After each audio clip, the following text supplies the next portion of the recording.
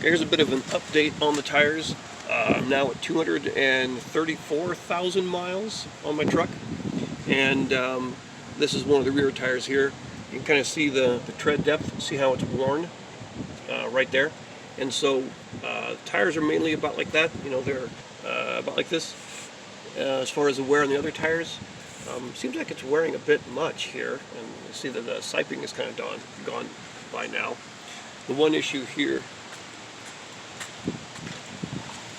is this front tire is really kind of bald, so I'm getting that replaced and using some of their warranty here. But so the one tire is not wearing well, others doing pretty good.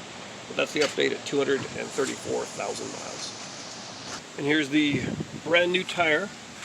So once again, the Kumho Road Venture AT51.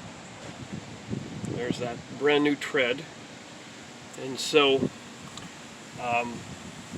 again, surprising that the tires are wearing as fast as they are.